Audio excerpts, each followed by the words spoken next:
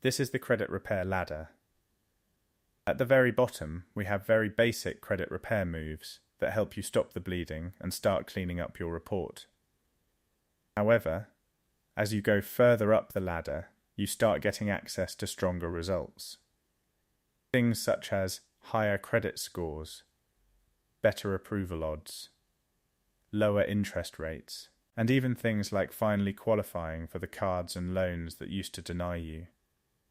Of course, to get to that level, you have to make sure that you're doing the right things along the way as you're climbing the ladder and learning the proper things. Now, thankfully, since you follow me for all the daily finance tips, I'm going to go over with you my definitive guide on how to climb the credit repair ladder. I'm going to go over for you every single rung of this ladder, starting at the very bottom with our beginner repair moves, then moving to our rebuilding tier, then to our optimization tier, and at the very top, we have our elite maintenance tier. And the thing about the credit repair ladder is that it used to be something that was more kind of a suggestion, meaning you could follow it, you don't have to. But with lenders getting stricter and stricter with approvals, underwriting, and just general credit standards, it's become more important than ever that you fully understand this ladder. And honestly, in my recommendation, follow along so that you are able to get the biggest score improvements in what I would think is the shortest amount of time possible. And for each rung of the ladder, I'm going to go over for you what I think of as the minimum score range that you would require. The objectives as you're at that level, aka what you actually need to learn so that you can progress forward. How long you should expect to stay in that ladder, not just from a scoring perspective, but really so you're comfortable as you get to the next level. Some moves that I recommend that are really strong for that particular level. And I'll round it out with some of my personal pro tips. Alright, let's jump in. Level 1 of the credit repair ladder. Here are our beginner repair moves. And the only criteria to qualify to be in here really is having damaged, thin, or completely unmanaged credit. The credit score, what I would typically recommend, is a credit score at a minimum of pretty much anything. Because this level is for people who need to start somewhere. The type of person I would see here is somebody who is brand new to credit repair, or somebody who has just recently realised their score is way lower than it should be. Maybe they missed payments, maybe they ran cards up, maybe they have collections, maybe they just never learned how credit works. Objectives of this level, there's really only two. The first, you're learning Credit Repair 101, meaning you are learning the difference between what hurts your credit fast and what helps your credit fast. You are learning about what utilization is and why it matters. You are learning why on-time payments are everything. And most importantly, you are learning that a credit score is not random. It is being built or destroyed by your behavior. Meaning, if you keep missing payments, maxing out cards, and ignoring collections, you are just destroying your score out the wazoo. Alright? You have to, at this level, be confident in understanding what the heck is hurting your score, and how the heck you're actually going to fix it. I'll even teach you the POP quiz. Do you think that paying your credit card by the due date is enough if the balance already reported high? Most of you probably think, well, yes, I paid on time. Well, let me tell you, if you actually pay the majority of that balance down before the statement close date, you could probably boost your credit score like that off rip. These aren't things that the credit bureaus are going to tell you, but you have to learn these at this base level because this sets the foundation for everything else. So, that's the first thing, learning Credit Repair 101. The second thing here is you're learning Utilization 101, because at this level, the fastest score movement usually comes from paying balances down and getting your reported usage low. And it's important when you've got two things going on that you're able to juggle both. That one, you know how credit scoring works. but also that you know how to optimize what gets reported. As an example, you have a card at 92% utilization. Well, you should probably pay that one down first, right? Let's say you have another card at 8%. Well, that's probably not the first emergency. The other thing you want to be learning in Utilization 101 is just because you can use the whole credit limit doesn't mean you have to. Only because the bank gave you $5,000 does not mean you should report $4,800 on it. Otherwise, you're just wasting points.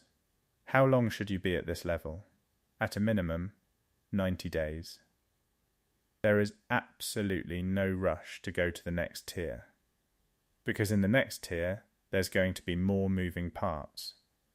And if you don't have the basics of credit repair locked down, the basics of utilization locked down, you are going to fail miserably. Spend the time here to really learn and be comfortable reading your credit reports. Be comfortable tracking due dates. Be comfortable understanding that carrying high balances and missing payments are two completely different problems. Don't get caught up in the glamour of, oh, I'm just going to dispute everything and wake up with an 800 score. If you don't have the basics locked down, you do not progress. Now, I say 90 days minimum. Honestly, for some folks, it could be 6 months. But there is no rush. The points are going to be there. I just need you to be fully comfortable once you get to that next level. Move recommendations. There's really only one set of moves I really like from this level, and it's this. Pull all 3 credit reports, list every negative item, list every balance, and attack the highest utilization accounts first. This level is not sexy. It is simple. But it works. My pro tips and recommendations at this level, one thing you might want to consider is not just lowering your balances, but lowering them before the statement closes. Basically, you don't wait until the due date if you want the best score result, because that is really what's going to accelerate your progression through this ladder and make sure you get the most bang for buck from all of your credit repair effort. The second thing I want you to be aware of is the fact that your score can move quickly from utilization, but that does not mean you fix the file. You're not going to run into the deeper issues at this level. But later on, you absolutely will. And I'm going to go a little bit more in depth about that in the next level, because it's more relevant there. But the one thing you want to know at this base tier level is that high balances can absolutely crush a score, and lowering them can absolutely help. So make sure you're going slow, you're learning, and you actually use this level to understand the game. Level 2 of the credit repair ladder. Here is what I would call the rebuilding tier, and the only qualification criteria is that you have stopped actively damaging the file. It can range from as low as finally getting current on your payments to starting to add new positive history. Credit score. Typically, you're going to want to be somewhere in the high 500s to mid 600s here. And the type of person at this level is you've obviously graduated from level 1, and you most likely have 1 or 2, maybe 2 or 3 active issues that are now under control. Very rarely is it that you only do one thing and jump straight to here. If you do, honestly, not going to be a recipe for success. So, you kind of had the foundations built up, and now you're leveling up to this tier, objectives of this level. And there's 4 we want to go over. The first, Learning Payment History 101. Namely, do you understand what accounts are still reporting late? Do you know which accounts are open and active? Do you understand the difference between fixing old damage and not creating new damage? Do you know that one new 30-day late can wreck momentum? See, these are the type of things that almost have to be like clockwork to be able to get max value at the next level. But this is really where you're going to start dialing that in. Second objective, Rebuilding Accounts 101. Meaning, let's say you actually are not just paying things down. you're going to add a secured card or a credit builder loan, okay? Do you understand why you're doing that? Do you understand that the point is not to go into debt again, but to create fresh, positive history? That is going to be critical. Because if you live with a damaged report, but add no new positives, well, probably not that helpful. If you add a rebuilding account but run it up and miss payments, again, probably not that helpful. So, at this level, you're really starting to think about, okay, how am I rebuilding, what am I rebuilding with, and are my actions matching that goal? The third objective, negative items 101. The accounts at this level are going to start forcing you to deal with collections, charge-offs, and late payments. What you have to do, though, is understand those negatives and understand how you will address them. Nothing worse than paying random things with no strategy. In fact, you're wasting money and sometimes not even helping your score. Don't do that. Understand the accounts and understand the plan. The fourth objective, what I think is probably the most important, understanding disputes 101. Not just the fact that, hey, if I send a dispute something might happen, but understand, hey, if the account is inaccurate, incomplete, or unverifiable, that is where the real opportunity is. These are going to be so critical again when we go to that next level. Because at the next level, we're no longer just rebuilding, we're optimizing. Move examples I love for this level. There's two I'll call out. The first is a secured credit card. Kind of the older brother to doing nothing. This move does come with a deposit, but it gives you a shot to rebuild revolving history. The next move we want to look at is goodwill letters and targeted disputes, which honestly is probably my favourite rebuilding combo. So currently, what's really unique about this level is that one removed late payment or one deleted collection can create a meaningful swing. Remember earlier I talked about one of the key objectives being understanding negative items, understanding disputes, and understanding fresh positive history? Well, the reason is you want real movement, not just activity. And what I also love about this level is this is kind of your turning point, where you go from just surviving to actually starting to improve. How long should you expect to be at this level? My recommendation, at a minimum, 6 months. Ideally, 9 to 12 months. And this is where you really need to dial in your skill, as someone rebuilding credit and someone who wants to climb further up the ladder. There are now moving parts. If you play it right, you're going to get so much value from these moves. If you don't play it right, and you just kind of rush on to the next level with unresolved negatives and sloppy payment habits, you're going to pay for it dearly. So spend the time. If you're really, really good with discipline, sure, 6 months you can kind of get going. For most folks, I would say spend 9 to 12 months here. Open 1 or 2 rebuilding accounts, clean up what you can, and really get comfortable. Pro tips and recommendations. Remember earlier I kind of gave you the overview of disputes. Well, this is the level where people actually mess that up. They dispute everything, they send random templates, they don't know what they're challenging. There are a number of reasons as to why people fail here, but the biggest one is they don't have a plan. So, if you are stuck at this level, here are some of the things you can try to do. 1.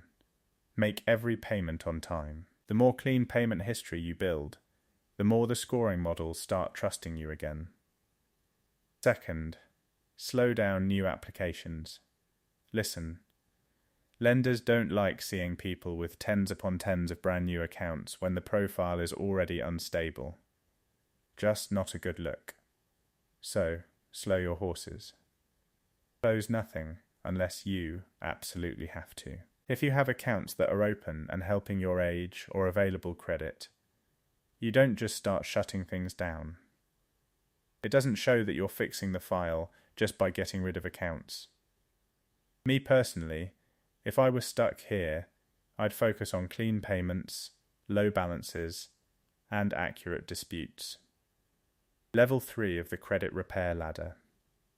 The optimization level. At this level is where we see profiles where the score is no longer terrible, but it's still not where it should be.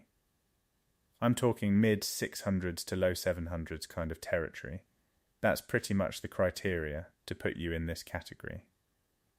Now, of course, there are going to be fewer negatives and stronger behaviours offsetting them. We'll get to that in a little bit. So the minimum credit score that I would recommend, similar to level 2, is going to be somewhere in the mid 600s. Ideally 680 plus. Objectives at this level. This is no longer 101. This is mastery. This is utilization mastery. You understand what the best reporting range is.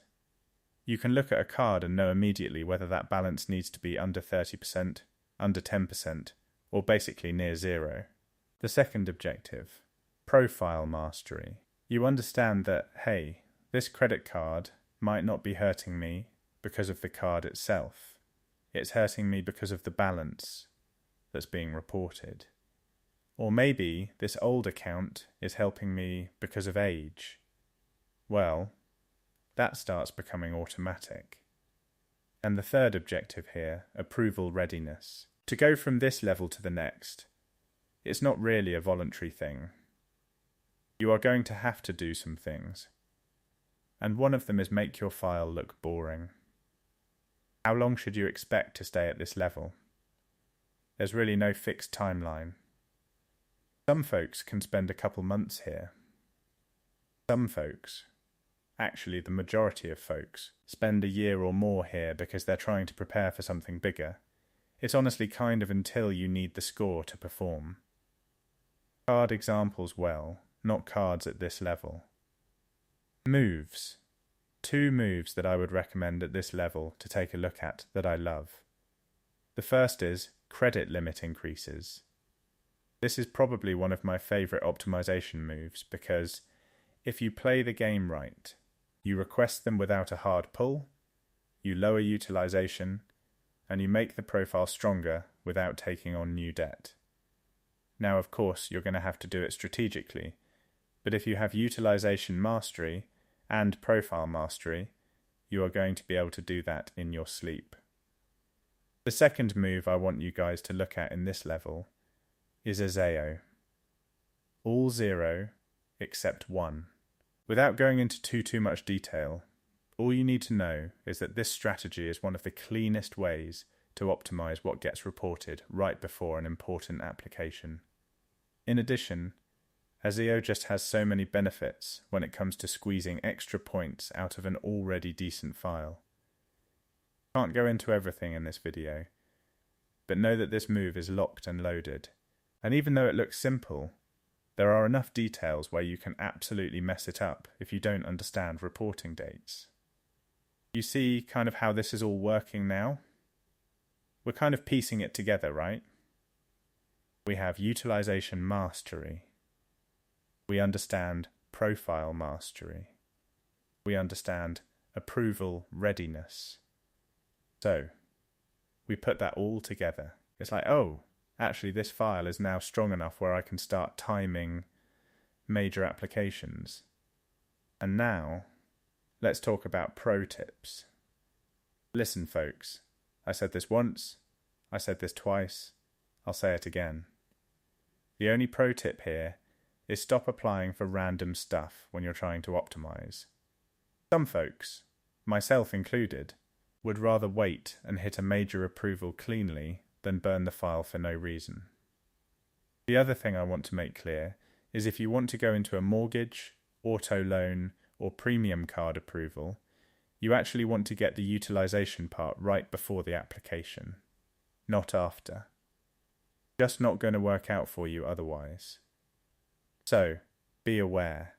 Get the balances right, then the application. Now let's talk about level 4 of the credit repair ladder. The elite maintenance category. Now this level to get here has one qualification, and one only. You have a strong score, and your job is no longer repair. It is protection. The criteria typically is your 720 plus, you've cleaned up most major issues, and now your score is something you actually need to preserve. Credit score, similar to level 3, is going to be 720 plus. Objectives, honestly, the only objective here is consistency. If you have a file from this level, you pay on time, you keep balances low, and you don't do stupid stuff. How long should you expect to be at this level? Well, I guess for as long as you want to keep good credit, because once you stop being disciplined, well, you probably should go back the other way. Move examples. Now this is not what I recommend for excitement, this is just what's available here. And there's really only, I guess, 2 moves. There's pre-application cleanup for major loans, and there's ongoing monitoring to catch problems early. For the personal side, this means you review your reports, protect your old accounts, and don't let balances creep up. You might think, hey, there's going to be a ton of shortcuts once I get here. No, there's really not. It's pretty similar to level 3 in terms of discipline and behaviour. However, you're no longer trying to be rescued. Again, the objective at this level is to have good habits, keep the score, and show everybody well, not everybody, but every lender that you are reliable. That's it. Personally, am I dying to complicate things here? No, I'd say once you get to a strong, stable score, the whole game becomes protecting it. Otherwise, folks, this is it. This is the credit repair ladder, and this is how you climb from level 1 to level 2 to level 3, and if you've got the discipline for it, to level 4. Comments, questions, drop them down there as well. And I'll catch you on the next one.